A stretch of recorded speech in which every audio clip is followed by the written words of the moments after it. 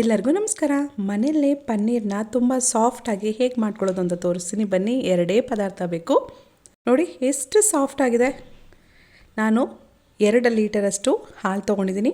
ನಿಮ್ಗೆ ತೋರ್ಸೋಕ್ಕೋಸ್ಕರನೇ ಪ್ಯಾಕೆಟ್ ಹಾಲಿಂದನೇ ಮಾಡಿ ತೋರಿಸ್ತಾ ಇದ್ದೀನಿ. 2 ಲೀಟರಷ್ಟು ಹಾಲನ್ನ ಸ್ಟೀಲ್ ಪಾತ್ರೆಲೇ ತೊಗೊಳ್ಳಿ. ಅಲ್ಯೂಮಿನಿಯಂ ಪಾತ್ರೆಗಳನ್ನ ದಯವಿಟ್ಟು ಬಳಸಬೇಡಿ. ದಪ್ಪ ತಳದ ಪಾತ್ರೆ ತೊಗೊಳ್ಳಿ. ಸ್ಟವ್ ಮೇಲೆ ಮೀಡಿಯಮ್ ಫ್ಲೇಮಲ್ಲೇ ಇಡಬೇಕು. ಹೈ ಫ್ಲೇಮಲ್ಲಿ ಇಡಬೇಡಿ, ಮೀಡಿಯಮ್ ಫ್ಲೇಮಲ್ಲೇ ಈ ರೀತಿ ಒಂದು ಸೌಟಿನ ಸಹಾಯದಿಂದ ಅದನ್ನು ಸ್ಟಿರ್ ಮಾಡ್ತಾನೆ ಇರಬೇಕು, ಕಲಿಸ್ತಾನೆ ಇರಬೇಕು. ಹಾಗೆ ಬಿಟ್ಟರೆ ಕೆಳಗಡೆ ತಳ ಹಿಡಿಯುತ್ತೆ.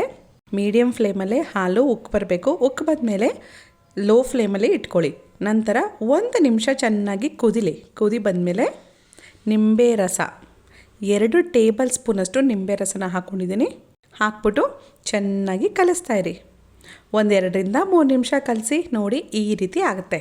ಆಗ ಅದನ್ನು ಫಿಲ್ಟರ್ ಮಾಡ್ಕೋಬೇಕು. ನಾನು ತೋರಿಸಿರೋ ರೀತಿ ಜಾಲರಿ ಇಟ್ಕೊಂಡು ಅದ್ರ ಮೇಲೆ ಒಂದು ಕಾಟನ್ ಬಟ್ಟೆ ಹಾಕ್ಕೊಂಡು ಅದಕ್ಕೆ ಈ ಒಡೆದೋಗಿರುವಂಥ ಹಾಲನ್ನು ಹಾಕಬೇಕು. ನೋಡಿ ತಳ ಎಷ್ಟು ನೀಟಾಗಿದೆ.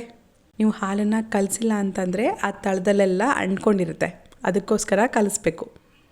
ಚೆನ್ನಾಗಿ ಫಿಲ್ಟರ್ ಮಾಡ್ಕೊಂಡ್ಮೇಲೆ ಆ ಕೆಳಗಡೆ ಇದನ್ನು ಸೂಪ್ಗೆ ಅಥವಾ ತರಕಾರಿ ಬೇಯಿಸಲು ಸಾಂಬಾರಿಗೆ ಯೂಸ್ ಮಾಡ್ಬೋದು. ಸುಮ್ಮನೆ ವೇಸ್ಟ್ ಮಾಡಿಬಿಡಿ, ಓಕೆನಾ? ನೋಡಿ ಈ ಥರ ಚೆನ್ನಾಗಿ ಹಿಂಡಬೇಕು. ನಂತರ ನಿಂಬೆ ಹಣ್ಣು ಸ್ಮೆಲ್ಲು, ಹಾಲಿನ ಸ್ಮೆಲ್ ಹೋಗೋಕ್ಕೆ 1 ಗ್ಲಾಸಷ್ಟು ನೀರನ್ನ ಸ್ವಲ್ಪನೇ ಹಾಕ್ಬಿಟ್ಟು ಚೆನ್ನಾಗಿ ಮಿಕ್ಸ್ ಮಾಡಿ.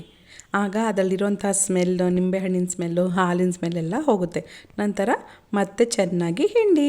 ನೋಡಿ ಈ ಥರ ಹಿಂಡಿದ್ಮೇಲೆ ಅದನ್ನು ಒಂದು ಪ್ಲೇಟ್ಗೆ ತೊಗೊಳ್ಳಿ. ನೋಡಿ ಎಷ್ಟು ಚೆನ್ನಾಗಾಗಿದೆ.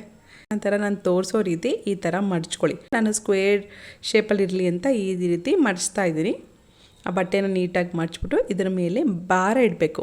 ಭಾರ ಆಗಿರೋಂಥ ದೋಸೆ ಹೆಂಚಿಟ್ಕೋಬೋದು. ನಾನಿಲ್ಲಿ ಕುಟ್ಟೋ ಕಲ್ಲು ಇಟ್ಕೊಂಡಿದ್ದೀನಿ, ಅದು ತುಂಬ ಭಾರ ಇದೆ. ಅದನ್ನು 1 ಗಂಟೆನಾದರೂ ಅದ್ರ ಮೇಲೆ ಹಾಗೆ ಇಡಬೇಕು. 1 ಗಂಟೆ ಭಾರ ಇಟ್ಟಿದ ಮೇಲೆ ನೋಡಿ ಎಷ್ಟು ಚೆನ್ನಾಗಾಗಿದೆ ಪನ್ನೀರು. ನಾನು ಸ್ವಲ್ಪ ದಪ್ಪ ಸೈಜಲ್ಲೇ ಕಟ್ ಮಾಡ್ಕೋತಾ ಇದ್ದೀನಿ. ನಿಮಗೆ ಇಷ್ಟ ಆಗೋವಂಥ ಶೇಪಲ್ಲೇ ಕಟ್ ಮಾಡಿ ಇಟ್ಕೊಳ್ಳಿ. ಈ ಪನ್ನೀರನ್ನ ನೀವು ಬಾಕ್ಸಲ್ಲಿ, ಸ್ಟೀಲ್ ಬಾಕ್ಸು ಅಥವಾ ಗಾಜಿನ ಬಾಕ್ಸಲ್ಲಿ ಸ್ಟೋರ್ ಮಾಡಿ ಫ್ರಿಜ್ಜಲ್ಲೇ ಇಟ್ಕೊಂಡ್ರೆ 3 ರಿಂದ 4 ದಿನ ತುಂಬ ಫ್ರೆಶ್ ಆಗಿರುತ್ತೆ. ನಾನು 2 ಲೀಟರ್ ಹಾಲನ್ನ ಬಳಸಿದ್ದು ನನಗೆ ಆಲ್ಮೋಸ್ಟ್ 400 ಗ್ರಾಮಷ್ಟು ಪನ್ನೀರ್ ಆಗಿದೆ. ಅಂದರೆ 100 ರೂಪಾಯಿ ಖರ್ಚಲ್ಲಿ ನಮಗೆ 200 ರೂಪಾಯಿಯಷ್ಟು ಫ್ರೆಶ್ ಪನ್ನೀರ್ ಸಿಕ್ತು. ಯಾರಾದರೂ ಪನ್ನೀರನ್ನ ಈ ರೀತಿ ಸುಲಭವಾಗಿ ಮನೆಯಲ್ಲಿ ಮಾಡ್ಕೋಬೋದು. ಟ್ರೈ ಮಾಡಿ. ನಿಮ್ಗೆ ಹೇಗೆ ಬಂತು ಪನ್ನೀರು ಅಂತ ನನಗೆ ಮೆಸೇಜ್ ಮಾಡಿ. Thanks for watching.